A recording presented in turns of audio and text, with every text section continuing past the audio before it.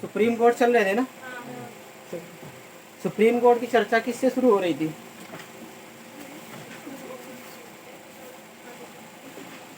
Supreme court यानी हम लोगों ने सबसे पहले शुरू किया था अनुच्छेद 124।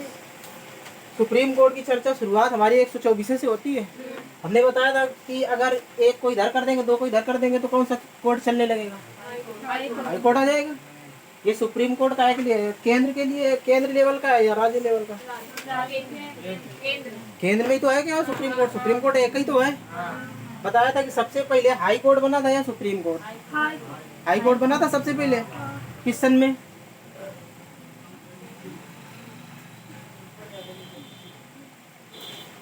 हाई कोर्ट कब बने थे? सबसे पहले तीन ही बने थे हमारे। मद्रास का, जिसे आप चेन्नई कहते हो, बम्बई का और एक कोलकाता का। तीनों ही प्रेसिडेंसी ज्यादा मजबूत थी उस समय, तीनों बने थे 1962 में। हमारा जो इलाहाबाद का, सॉरी 1862 में, 1962 नहीं 1862 में। और इलाहाबाद वाला जो हमारा है ये 4 साल बाद बन पाया था, यानी 1866 में बन पाया था। भारत में सबसे ज्यादा अगर कहीं हाई कोर्ट में जज हैं तो कहाँ है? इलाहाबाद में। कितने? लगभग में चलता है क्या ये? 63 प्लस 165 है। 63 प्लस 1 तो बिहार से भी बहुत कम हो जाएंगे। जबकि सुप्रीम कोर्ट बना था 1950 में।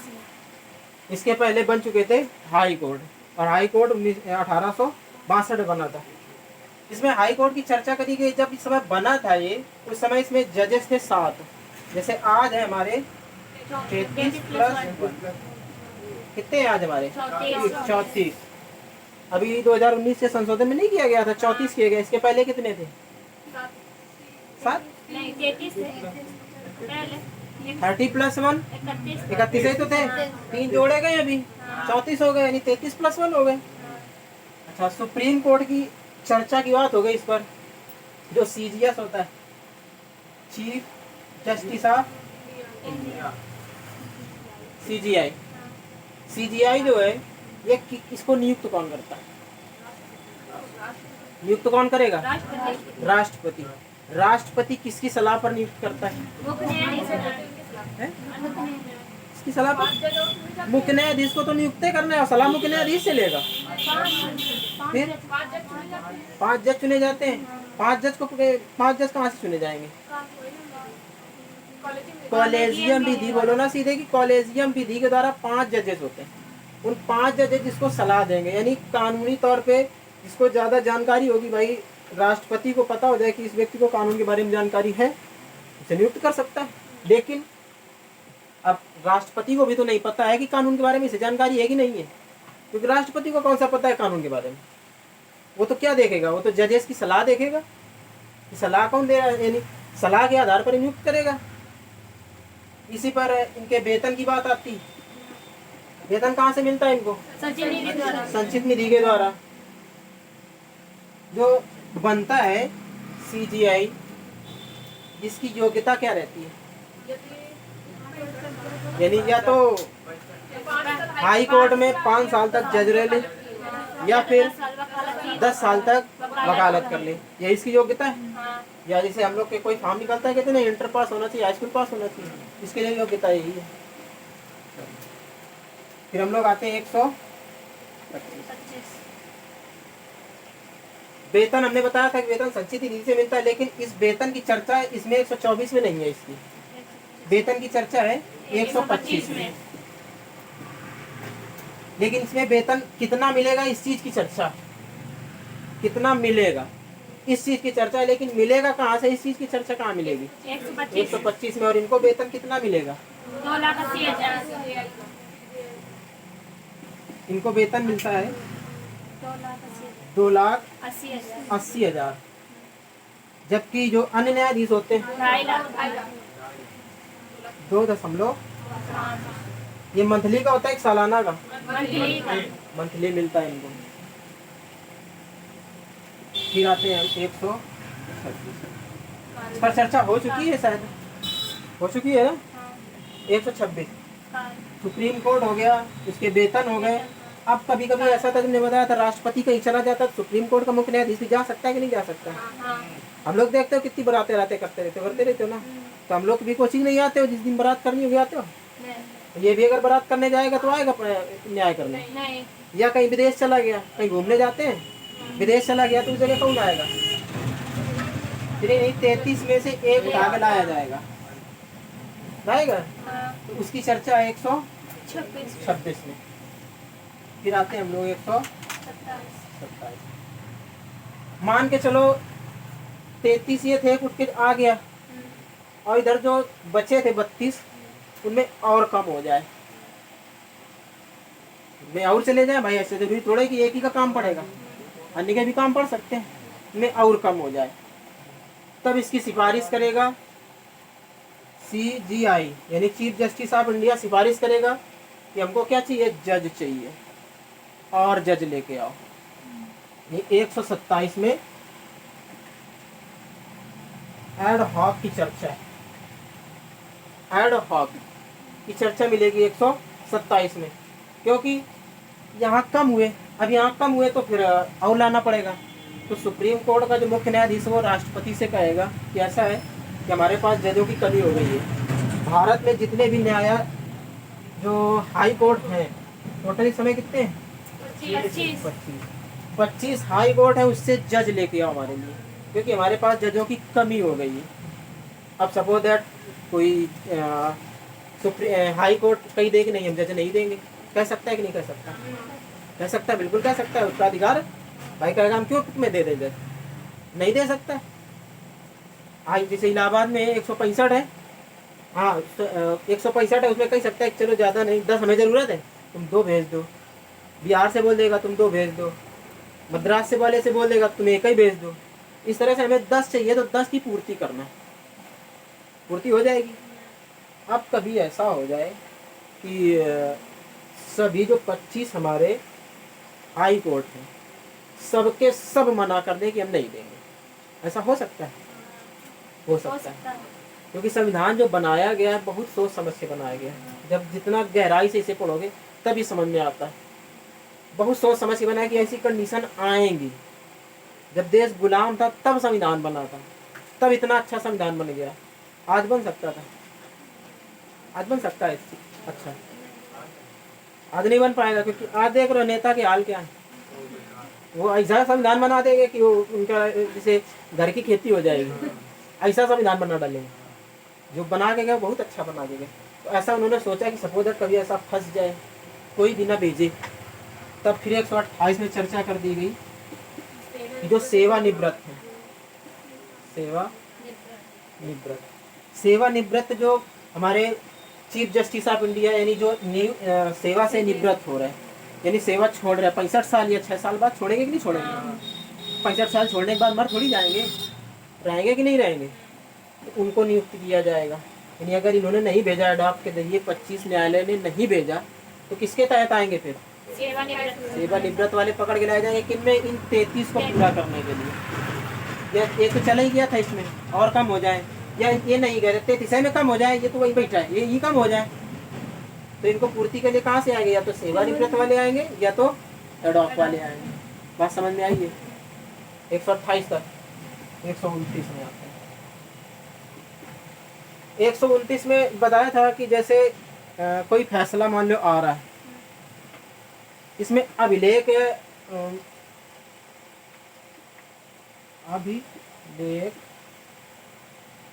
न्यायाधीश, अभिलेख न्यायाधीश की चर्चा।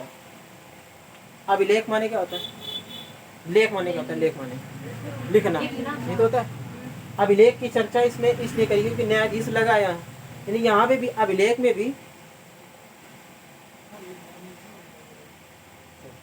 अभिलेख न्यायाधीश में भी यही चर्चा करी गई है कि जो फैसला सुप्रीम कोर्ट देगा या जिस मामले में जो फैसला दे रहा है वो चीज़ सारी रिकॉर्ड होगी। यानी 24 से शुरू हो रहा था, यहाँ नियुक्ति हो गई, यहाँ वेतन वेतन सब कुछ है, यहाँ न्याय भी तो करना है, उसको न्याय करेगा। और जो न्याय करेगा, जैसे कोई मामला गया, चोरी का मामला गया, जैसे संजय दत्त वाला मामला फंसा था, काय के लिए फंसे थे? AK-47 रखी मिल गई थी, AK-47 तो मिली थी, जैसे वो मिल गए थे, सलमान खान फंसे थे काला हिरण मारने के चक्कर में। अब अगर AK-47 जिससे मामला पहुंचा, उसके बाद सुप्रीम कहते कि नहीं हमारे पास बहुत पैसा है या पावर है, तो क्या यहाँ से छूट सकते हैं? ऐसे पावर सबके पास है, कितना भी पावर हो जाए, सुप्रीम कोर्ट से बड़ा पावर किसी के पास नहीं है। सुप्रीम कोर्ट खुद एक में पूरे भारत का पावर है, उससे ज़्यादा पावर किसी के पास नहीं है।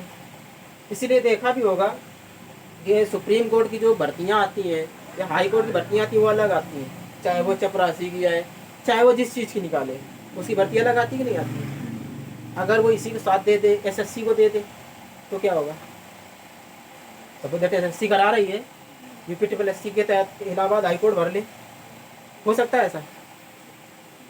नहीं कर सकता, खुद की अपनी भर्ती करता है ये, अनुच्छेद 143 के तहत। अभी आगे चलोगे तो मिलेगा।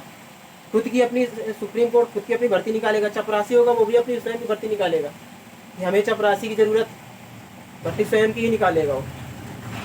अभिलेख न्यायाधीश में यही चर्चा करी गई है कि जो फैसला आएगा वो फैसला सारा लिखा जाएगा, क्योंकि अगर यही अब सपोज दैट AK-47 वाला एक मामला ये मिल गया, 10 साल बाद अगर यही मामला फिर फंस जाए, सही कोई किसी के पास मिल जाए, कोई और हीरो रखे हो या कोई किसी और के पास मिल जाए AK-47, संजय दत्त होंगे तो इनके अगर पैसा लगा के छूट जाए, तो फिर जो दूसरा जाएगा उसके पास पैसा नहीं है अगर, तो वो भी तो ये कह सकता है कि संजय दत्त का जो मामला था उस पर तो तुमने कुछ सुनवाई नहीं करी, सुप्रीम कोर्ट से कह सकता है कि नहीं कह सकता? उसमें तुमने कोई सुनवाई नहीं करी और उनको बरी कर दिया था, तो उसी के अनुसार जो तुमने फैसला सुनाया था उसी के अनुसार हमको बरी करो। सुप्रीम कोर्ट को करना पड़ेगा कि नहीं करना पड़ेगा? बिल्कुल करना पड़ेगा। इसीलिए ये चीज़ लिखी जाती है वहाँ की, इसीलिए सुप्रीम कोर्ट कभी जल्दी से गलत फैसला देते ही नहीं है, क्योंकि उसे पता है कि आज हम जो फैसला दे देंगे ये फैसला आजीवन के लिए लिख दिया गया। अभिलेख न्यायाधीश इस फैसले को लिख देगा, और जब कभी सेम चीज या सेम मुकदमा आएगा तो उस चीज को सुनवाई के लिए भाई मुकदमा शुरुआत से फिर चलेगा, तो फिर 10 साल लग सकता है। देखा जाएगा क्या इसी तरह मुकदमा पहले कभी हो चुका है, तो देखा जाएगा कि हाँ पहले हो चुका है, 20 साल बाद, 50 साल पहले, 10 साल पहले हो चुका था, तो उसी मुकदमा के अनुसार उसको तुरंत सजा दे दी जाएगी, उसका टाइम भी बच जाएगा, तुम्हारा भी टाइम बचेगा, कोर्ट का भी टाइम बचेगा। सेम कंडीशन उस मुकदमे की जो थी वही कंडीशन तुम्हारे मुकदमे की है, तो जल्दी सुनवाई हो गई, जल्दी तुमको सजा मिल गई या जल्दी बरी हो गए। आराम है कि नहीं है इसमें? इसमें ये भी किया जाता है। 124, 25, 26, 27, 28, 29 समझ में आए कुछ? यहाँ तक तो लिख ही चुके थे शायद, 25 तक लिखे थे, तो नोट समझ लो उसके बाद लिखना। अब आते हैं हम लोग, अब अच्छा भारत में सुप्रीम कोर्ट है कहाँ? है कहाँ? दिल्ली में। क्या ये चीज लिखनी पड़ी होगी संविधान की कि भारत में जो सुप्रीम कोर्ट होगा वो दिल्ली में होगा? लिखना पड़ा होगा कि नहीं लिखना पड़ा होगा? लिखा गया होगा। इसी की चर्चा करी गई 130 में। ये सुप्रीम कोर्ट जो होगा वो कहाँ होगा, इसकी चर्चा कहाँ मिलेगी? 130 में। 130 में यही दे दिया गया कि दिल्ली जो जगह है या सुप्रीम कोर्ट की जगह है वो कहाँ होगी? दिल्ली में होगी। अब अगर ऐसा हो जाए कि सपोज दैट आज के समय से सरकार जिसकी भी बने वो ये सोच ले कि सुप्रीम कोर्ट दिल्ली में, इसको हम अपने राज्य में ले जाएं, ऐसा हो सकता है? क्यों? अभी जैसे अगर ऐसा नहीं हो सकता तो किस अनुच्छेद के तहत नहीं हो सकता? जैसे मोदी जी सोच ले या कि हर चीज़ तो पास ही हो रही है, ऐसा कोई बिल आता है जो बगैर पास हो जाता है? हमारा किसान बिल था, धड़ल्ले से पास हो गया। अरे उससे ज़्यादा खतरनाक तो न्यायिक वो थी, प्रक्रिया थी, कॉलेजियम विधि के तुलना में वो ज़्यादा खराब था। जो न्यायिक नियुक्ति आयोग, सबसे डेंजरस कानून आया था। कितने जजेस रखे गए थे इसमें? 2 केवल जज थे, 2 कानून के जानकार थे, और 2 थे कौन? नेता नहीं, मंत्री, एक प्रधानमंत्री, एक कानून मंत्री। ये 6 लोग मिलकर नियुक्त कर देंगे किसे सुप्रीम कोर्ट का मुख्य न्यायाधीश बनाया जाए। धड़ल्ले से पास हो गया, सुप्रीम कोर्ट ने क्यों खारिज कर दिया? सुप्रीम कोर्ट ने खारिज क्यों कर दिया? क्योंकि उन्होंने सीधा कहा, सुप्रीम कोर्ट ने कहा कि जो तुम लाए हो ये मूल ढांचा जो है उस संविधान के मूल ढांचा को प्रभावित कर रहा है। कॉलेजियम विधि थी, कॉलेजियम विधि को ही बदल रहा था कि नहीं बदल रहा था। ये हो सकता था कि कॉलेजियम जो विधि है उसमें 5 जज बैठते हैं, आप 7 जज कर देते, ढांचा बदला नहीं बदला। तुम कॉलेजियम विधि को ही समाप्त करके दूसरी विधि डाल रहे हो, तो ढांचा बदला कि नहीं बदला। उसी ढांचा को देखते हुए सरकार ने सीधे उसको क्या कर दिया, खारिज कर दिया। हाँ, ये जरूर लिखा गया है कि सुप्रीम कोर्ट जो है वो कहीं नहीं जा सकता है, लेकिन क्या जा सकता है, जैसे इलाहाबाद में अपना कौन है, इलाहाबाद में हाई कोर्ट है, खंडपीठ लखनऊ। इलाहाबाद में जो काम होता है वो लखनऊ में हो सकता है, हो सकता है।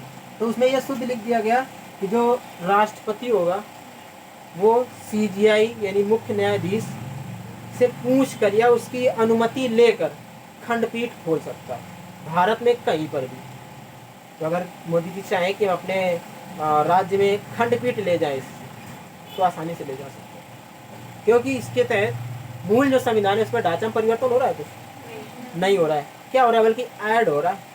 ऐड हो रहा है कि नहीं हो रहा है भाई। एक था सुप्रीम कोर्ट, एक खंडपीठ और बन जाएगी, मुकदमे की सुनवाई और तेजी से होने लगेगी। भाई एक हेड ऑफिस हो जहाँ पे हमेशा परमानेंट लाइन लगी रहती हो, तो दूसरा हेड ऑफिस खोल दे तो आदेश में चले जाए, आदेश में चले जाए, बर्डन कम हो जाएगा।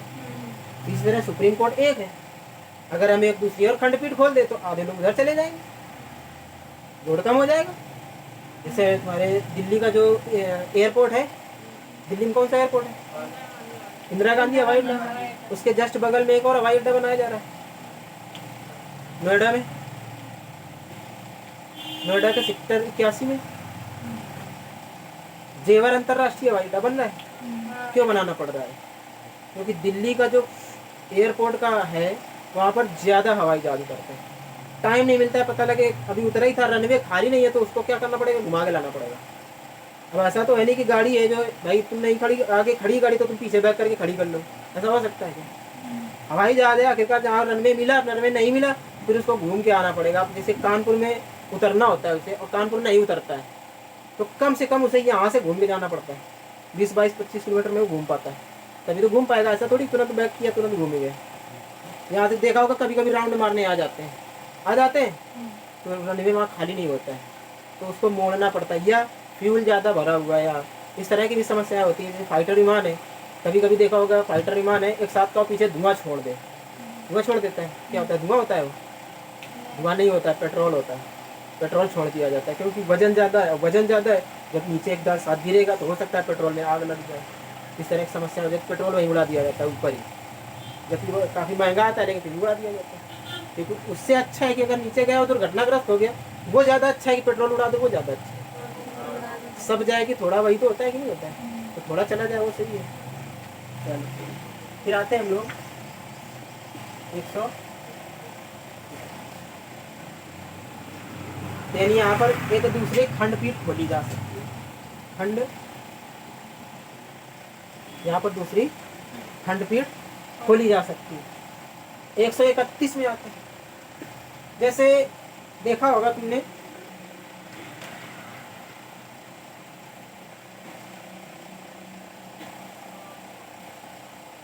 हमारे पास मौलिक अधिकार कितने हैं, मौलिक अधिकार 6 मौलिक अधिकार है। इसी तरह सुप्रीम कोर्ट के पास मौलिक अधिकार दिए गए हैं। जैसे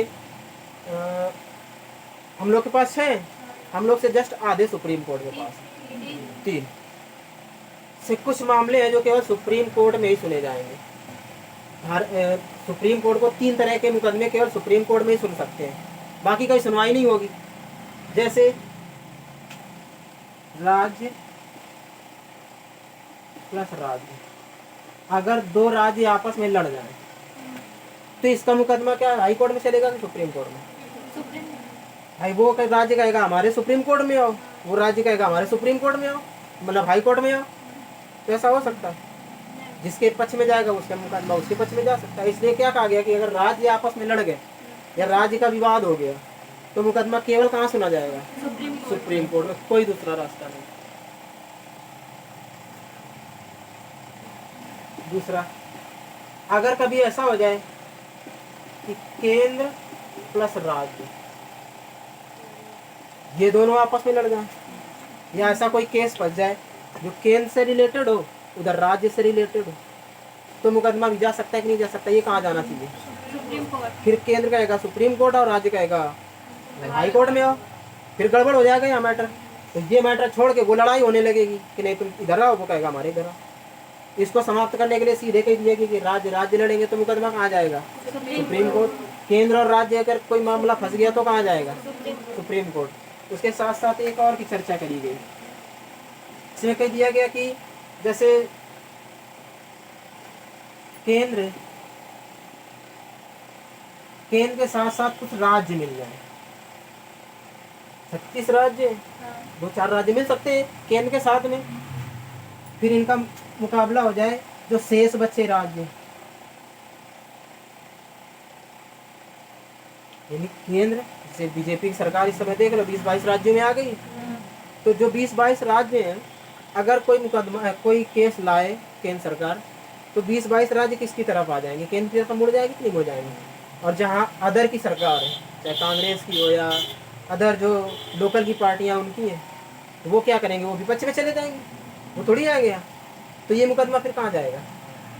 ये मुकदमा भी केवल सुप्रीम कोर्ट ही जा सकता है, और कहीं इन तीनों की सुनवाई नहीं हो सकती। जैसे राज्य आपस में लड़ गए थे, कावेरी जल विवाद का नाम सुना? हाँ, 2 राज्यों के बीच विवाद चल रहा है, हाँ, चल रहा है कि नहीं चल रहा है? इसी तरीके से राज्य आपस में लड़ गए, या सीमा को लेकर विवाद हो जाए, तो भी केवल मामला कहाँ जाएगा? सुप्रीम कोर्ट जाएगा। फिर आते हैं हम लोग अनुच्छेद 100,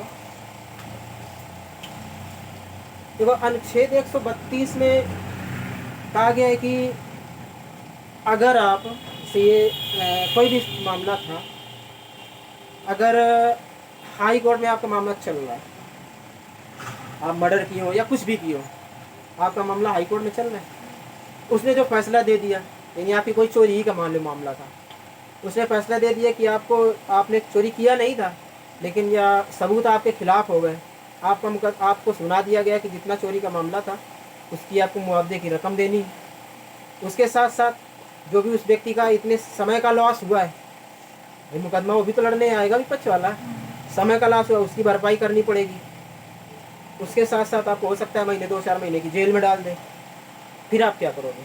फिर आप संतुष्ट नहीं हो उसके मामले से, या मुकदमे से संतुष्ट नहीं हो कि हमने चोरी किया नहीं है, और क्योंकि सबूत थोड़ा खिलाफ हो गए या कुछ लोगों ने गवाही दे दी, उसके तहत हमको ऐसा हो गया, तो क्या आप उसकी बात मान लोगे हाई कोर्ट में? फिर आप क्या करोगे?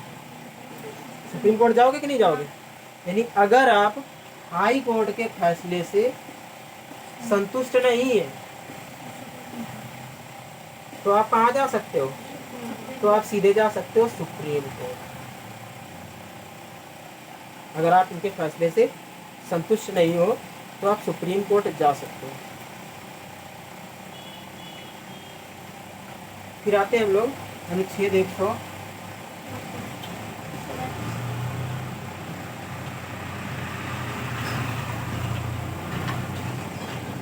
न्यायिक पुनरावलोकन।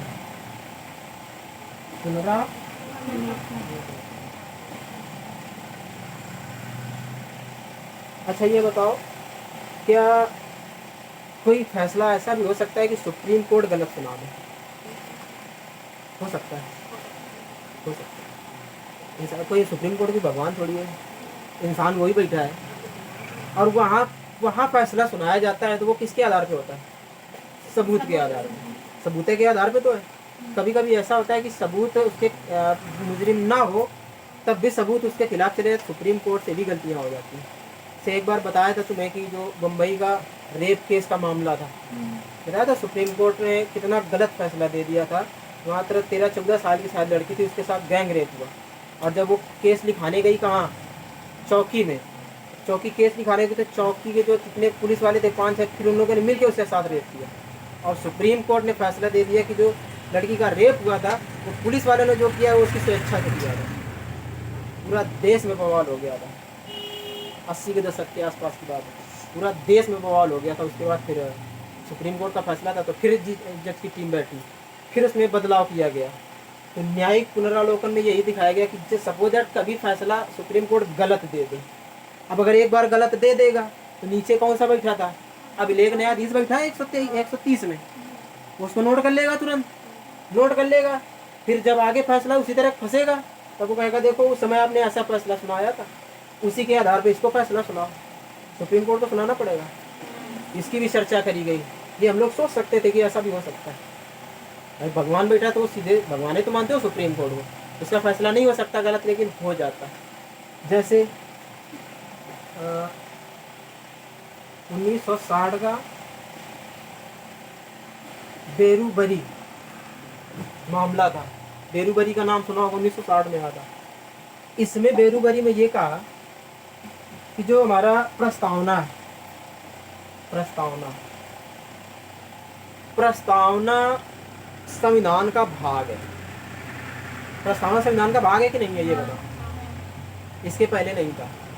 1960 में बेरूबरी का मामला उठा। बेरूबरी ने सीधे समझाया कि देखो जज साहब, जो प्रस्तावना है वो प्रस्तावना जो है वो संविधान का भाग है। सुप्रीम कोर्ट ने मना कर दिया, बोले हम नहीं मानेंगे, भगा दिया, नहीं मानेंगे। फिर एक चंपकम दोराई राजन का मामला नाम सुना होगा, चंपकम दोराई राजन, ये भी आया 1960 में। इन्होंने भी यही बात रखी कि जो प्रस्तावना है वो संविधान का भाग है। फिर बवाल, संविधान ने कहा जी एक को भगाया है सुप्रीम कोर्ट ने, फिर आगे वही लेके मामला, बोले हम नहीं मानेंगे, प्रस्तावना संविधान का भाग नहीं है। फिर समस्या हो गई। फिर 1973 आया, नाम सुना होगा केशवानंद भारती। हाँ। ये दोनों नहीं सुने होंगे, ये जरूर सुना होगा। हाँ। केशवानंद भारती का नाम सुना है? केशवानंद भारती कहाँ के थे? केरल राज्य। केशवानंद भारती बनाम केरल राज्य, ऐसे तो मुकदमा लिखते हैं। हाँ। ये आए, उन्होंने कहा कि संविधान जो है, संविधान का भाग प्रस्तावना है, समझाओ कैसे। फिर सुप्रीम कोर्ट बोले कि देखो दो को भगा चुके, फिर 13-14 साल बाद वही मुद्दा लेके आ रहे हैं। तो ये दोनों बेरूबरी जो थे और ये चंपकम दोराई राजन थे।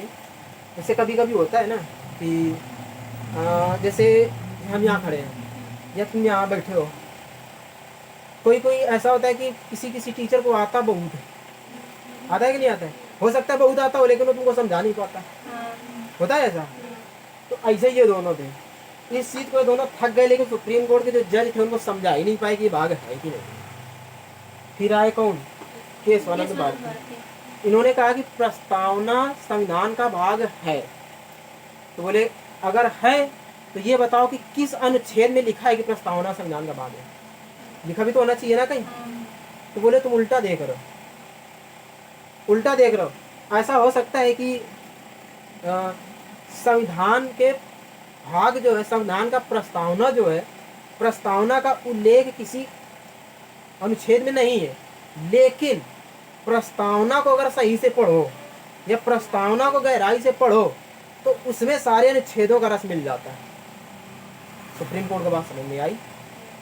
बात तो सही कह रहा है कि हम ढूंढ रहे थे क्या अनुच्छेद में, किसको ढूंढ रहे थे? संविधान, प्रस्तावना को ढूंढ रहे थे। जब तुमको ढूंढना क्या चाहिए?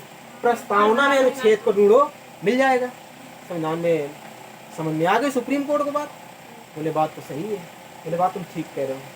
प्रस्तावना में अगर हम अनुच्छेद को देखें तो हमें सारे अनुच्छेदों का रस मिल जाता है प्रस्तावना में। और जबकि तुम ये सोचो कि नहीं किसी अनुच्छेद में जाके प्रस्तावना ढूंढे तो वो नहीं मिलेगी। बात समझ में आ गई। तो उन्होंने सीधे सुप्रीम कोर्ट ने कह दिया कि हाँ, प्रस्तावना जो है संविधान का भाग है। उसके साथ साथ एक और जोड़ दिया, इसी में तो दो जोड़े गए थे, धर्मनिरपेक्ष अखंडता और धर्मनिरपेक्ष और समानता, तीन शब्द जोड़े गए थे, इसी में जोड़े गए थे। फिर उन्होंने एक शब्द और जोड़ दिया कि जो प्रस्तावना होगी वो संविधान की आत्मा होगी।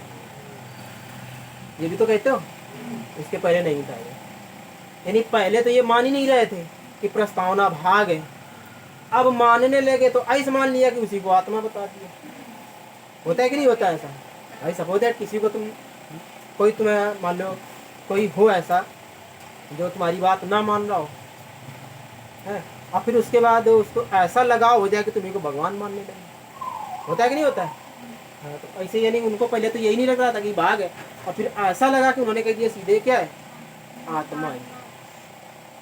बात समझ में आया? 132 इसी के तहत देखा होगा, जब संविधान शुरू किया था तो हमने कहा था ABCD में 4 राज्य बांटे गए थे।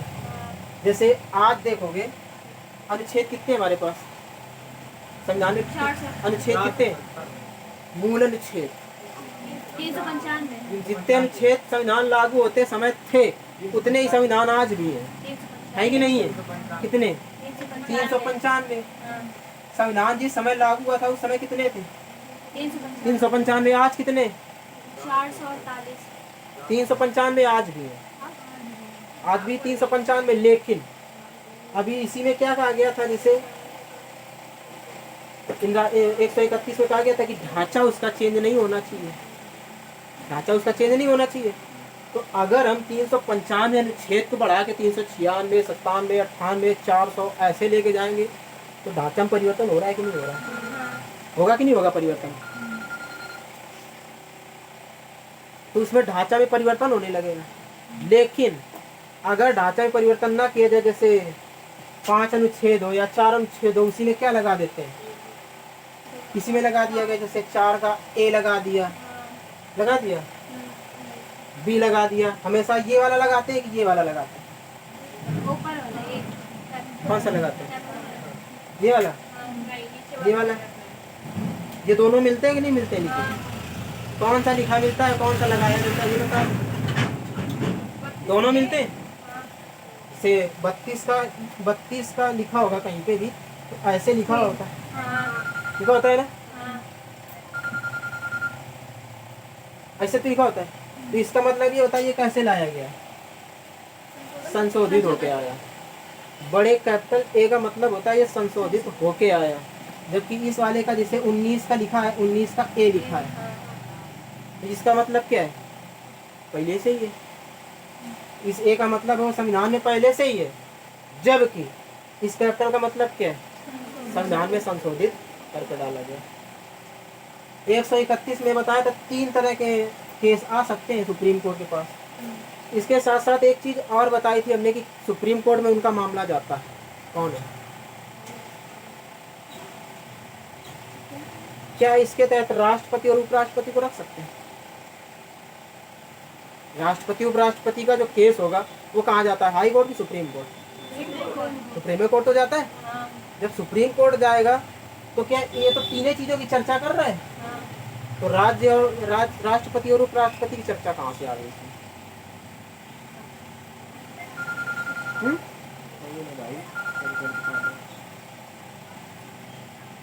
इसमें चर्चा है इसकी।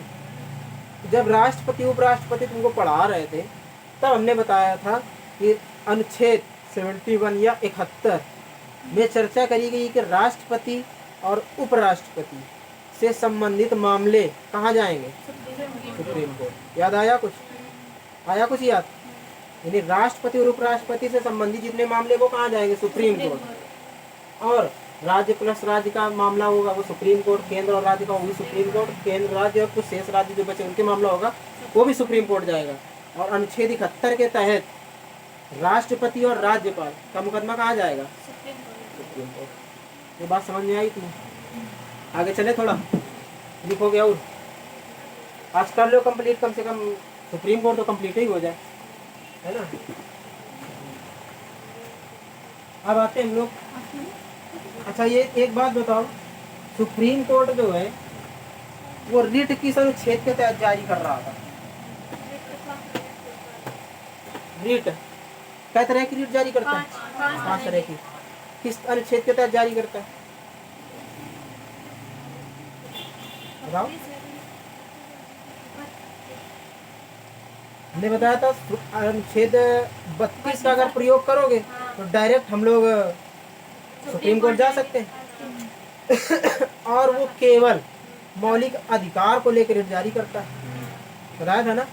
मौलिक अधिकार को लेकर तो रिट जारी करेगा अनुच्छेद 32 के तहत। अगर मौलिक अधिकार का काम नहीं है, जैसे कोई सरकारी टीचर है वो नहीं पढ़ा रहा है, सरकारी टीचर है, स्कूल में नहीं पढ़ा रहा है, इसकी शिकायत कर सकते हो तुम? नहीं कर सकते। सीधे कहाँ जा सकते हो? सुप्रीम कोर्ट हाई कोर्ट ना जाओ, सुप्रीम कोर्ट सीधे चले जाओ। किस अनुच्छेद के तहत?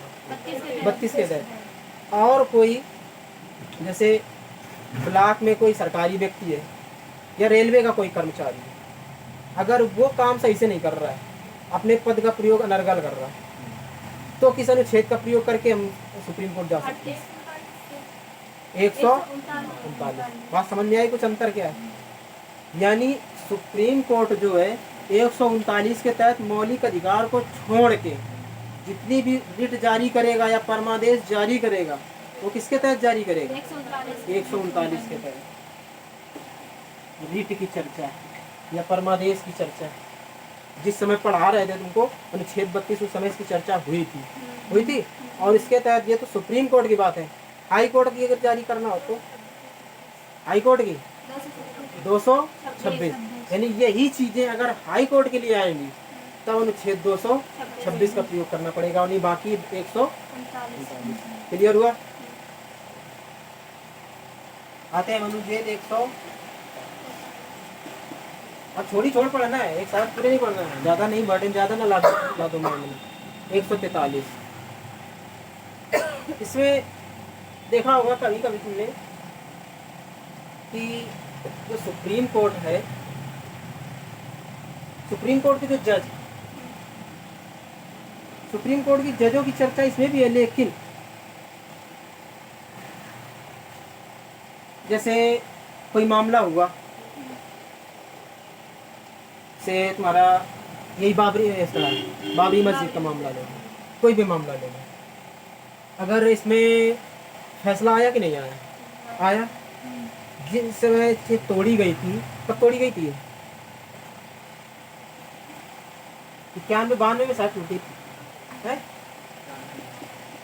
91-92 के आसपास टूटी थी, तोड़ी गई थी। उस समय राष्ट्रपति कौन थे? राष्ट्रपति जिस समय भाई तोड़ा गया, हिंदू मुस्लिम की लड़ाई हुई, हिंदू बोल रहे थे हमारा है, मुस्लिम बोले हमारा। तो इस पर जब केस गया सुप्रीम कोर्ट में केस गया, तो सुप्रीम कोर्ट ने कहा कि भाई ये तो कन्फर्म तो करो है किसका। तो इस पर सुप्रीम कोर्ट ने सीधे, सुप्रीम कोर्ट ऐसे कुछ कर नहीं सकता, तो किस पर डिपेंड हो जाता है? राष्ट्रपति पर। राष्ट्रपति कुछ बताएं कि कैसे सुनवाई करी जाए, कैसे क्या किया जाए। तो राष्ट्रपति जो है सुप्रीम कोर्ट से सलाह लेता है। कोई मामला फंस गया तो राष्ट्रपति किससे सलाह लेगा? सुप्रीम कोर्ट से। अनुच्छेद 143 के तहत शंकर दयाल शर्मा थे उस समय, जो एक टीचर भी थे शायद, शंकर दयाल शर्मा टीचर भी थे ना, तो उनसे सलाह लेने के लिए सुप्रीम कोर्ट से कहा गया।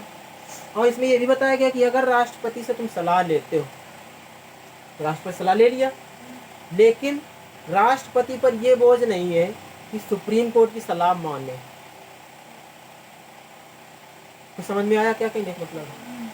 यानी सपोज दैट तुम किसी को बुलाओ कि हमारे यहाँ आओ फैसला करो आगे, और वो आए और फैसला करे और तुम उस फैसले को ना मानो, तो इसमें किसकी बेइज्जती है? बुलाया उसकी बेइज्जती होगी कि नहीं होगी? एक तो हम गए, हमने फैसला भी दिया, सलाह भी दिया, हमारी बात नहीं मान रहा है, तो बेइज्जती हुई कि नहीं हुई? तो क्या जाना चाहिए वहाँ? तो सुप्रीम कोर्ट को यहाँ आना चाहिए बीच में, जबकि लिखा तो है 43 में की सलाह ले सकता है। तो ऐसा भी सोचा गया कि कभी कभी हो सकता है सुप्रीम कोर्ट सलाह दे और राष्ट्रपति ना माने, जबकि भारत में सबसे बड़ा कौन है? सबसे बड़ा सुप्रीम कोर्ट, इसकी सलाह मानना पड़ेगा। तो इसमें ये कहा गया कि अगर राष्ट्रपति नहीं मानेगा तो अवहेलना किसकी, मजाक किसका उड़ेगा? सुप्रीम कोर्ट का। जो भारत में सबसे बड़ा सुप्रीम कोर्ट बना बैठा है उसका मजाक उड़ा सकता है कोई? हो सकता है ऐसा? तब फिर इसी में लिखा गया कि देखो राष्ट्रपति जो होगा सलाह तो ले सकता है, और सलाह ना माने ये भी उसकी इच्छा है, लेकिन सुप्रीम कोर्ट सलाह ना दे ये उसकी इच्छा है। यानी सुप्रीम कोर्ट को भी ये छूट दे दी गई, जैसे राष्ट्रपति ने सलाह मांगा और तुम उस पर सलाह ना दो, ये तुम्हें छूट है। तो भली सी बात है, दोनों स्वतंत्र हैं।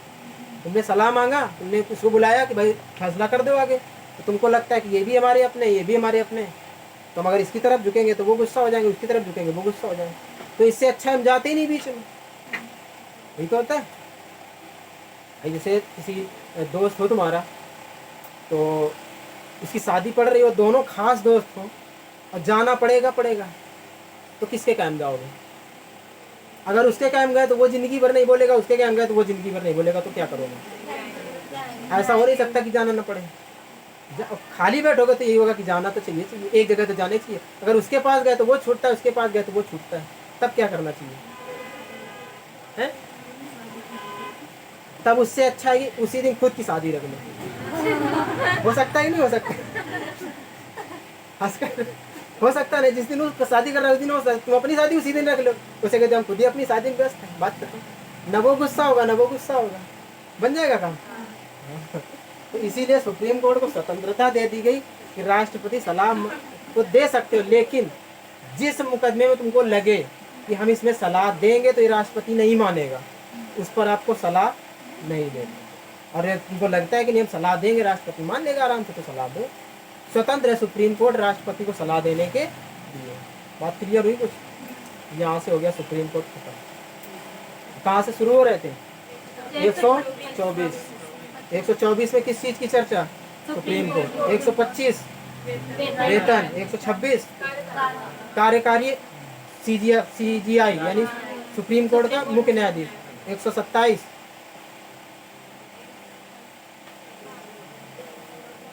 सही 128 में किस चीज की चर्चा है? सेवानिवृत्त। जबकि 127 में एडॉक यानी जो 25 सुप्रीम कोर्ट के न्यायाधीश है उनको पकड़ के लाया जा सकता है। 129 अभिलेख न्यायाधीश जो भी 129 अभिलेख न्यायाधीश जो भी मुकदमा सुनाएगा वो सब क्या होगा? लिखा जाएगा। और कभी भी आगे चल के अगर उस मुकदमे का समतुल्य अगर कोई मुकदमा आता है तो वही फैसला सुना देगा। उससे सुप्रीम कोर्ट का भी टाइम बचेगा और उस व्यक्ति का भी टाइम बचेगा। 130 सुप्रीम कोर्ट कहाँ होगा इस चीज की चर्चा। 131 यानी सुप्रीम कोर्ट जो है उसका मौलिक अधिकारों की चर्चा। सुप्रीम कोर्ट के मौलिक अधिकार 3 ही मौलिक अधिकार दिए गए। राज्य का अगर केस आएगा तो सुप्रीम कोर्ट, केंद्र राज्य का मामला आया तो सुप्रीम कोर्ट, केंद्र राज्य और अगर कुछ राज्य विपक्ष में चले गए तो मामला आया तो कहाँ जाएगा? जबकि 132 में हाई कोर्ट के मामले से आप हाई कोर्ट के फैसले से आप संतुष्ट नहीं है अगर तो आप कहाँ जा सकते हो? 137 न्यायिक पुनरावलोकन यानी सुप्रीम कोर्ट आगे चल के अगर अपने फैसले को क्या कर सकता है? बदल सकता है। सपोज दैट 10 साल पहले वो कोई फैसला दे दे और उसी सेम फैसला फिर बाद में फंस जाए आगे, तो पिछले वाले फैसले को वो बदल सकता है, ये छूट है उसे। और नहीं तो उसी के अनुसार उसको सजा देनी पड़ेगी, नहीं देनी पड़ेगी। तो अब अगर सिचुएशन कभी फंस जाए 10 साल 15 साल बाद तो उस फैसले को क्या कर सकता है? वो बदल सकता है। 139 रेट जारी कर सकता है। किस अनुच्छेद के तहत? जबकि अनुच्छेद 32 को लेके मौलिक अधिकार के प्रति और मौलिक अधिकार को छोड़ दे तो 139 के तहत जारी कर सकता है। कोई सरकारी व्यक्ति अपने पद का दुरुपयोग करने लगे उसके लिए परमादेश दे सकता है। जबकि 226 के तहत हाई कोर्ट यही चीज जारी कर सकता है। 143 छूट गया क्या? नहीं होगा, चलो ठीक है। 143 में किस चीज की चर्चा है? यानी राष्ट्रपति सुप्रीम कोर्ट के मुख्य न्यायाधीश से सलाह ले सकता है। सलाह को मानने के लिए बाध्य है या नहीं? बाध्य नहीं है। जबकि सुप्रीम कोर्ट का मुख्य न्यायाधीश सलाह देगा, उसको मानने के लिए बाध्य तो है ही नहीं, तो क्या सुप्रीम कोर्ट बाध्य है कि उसे सलाह दे? नहीं। वो भी बाध्य नहीं कि जब तुम हमारे सुप्रीम कोर्ट का फैसला मानने के लिए तुम बाध्य नहीं हो तो हम कैसे बाध्य हो सकते हैं? और जबकि 141 20 में छूट गया था 141 इसमें ये बताया गया कि सुप्रीम कोर्ट का जो फैसला होगा, वो देखते नहीं है सुप्रीम कोर्ट का फैसला अंतिम फैसला कहा जाता है, हाँ, कहते हो नहीं कहते? सुप्रीम कोर्ट का फैसला अंतिम फैसला होता है, यानी सुप्रीम कोर्ट से अगर आपको फांसी अलाउ हो चुकी है या आपको जुर्माना हो चुका है तो उसमें फेरबदल नहीं हो सकता। फिर वो दया याचिका लगाओ तो नाम लगाते रहते हो, बस खाली ये है कि टाइम थोड़ा बहुत बढ़ सकता है या कुछ ऐसे तुम्हारे काम हो जैसे अच्छाई भी तुम्हारी देख सकता है राष्ट्रपति की, पहले तुम्हारा कैरेक्टर इस तरह का नहीं था या रेप करने का कैरेक्टर तुम्हारा पहले नहीं ऐसा था, तुमने बाद में किसी बहकावे में आके कर दिया, तो हो सकता है सोच ले कुछ। नहीं तो बाकी अगर सुप्रीम कोर्ट का जो फैसला होगा वो चाहे सरकारी व्यक्ति हो या आम जनता हो या कोई हाई कोर्ट भी होगा, सुप्रीम कोर्ट ने जो फैसला दे दिया है वो कैसा फैसला होगा? अंतिम फैसला होगा। क्लियर हुआ ये? 124 से लेके 143 तक सुप्रीम कोर्ट है, पूरे खत्म। ठीक, अब इसे जो फिर आगे शुरू हो जाएगा कैग वगैरह, कैग CAG 143 तक हो गया है, 148 से आएगा कैग शुरू हो जाएगा, तो वो हम लोग नेक्स्ट में देखेंगे। ठीक है।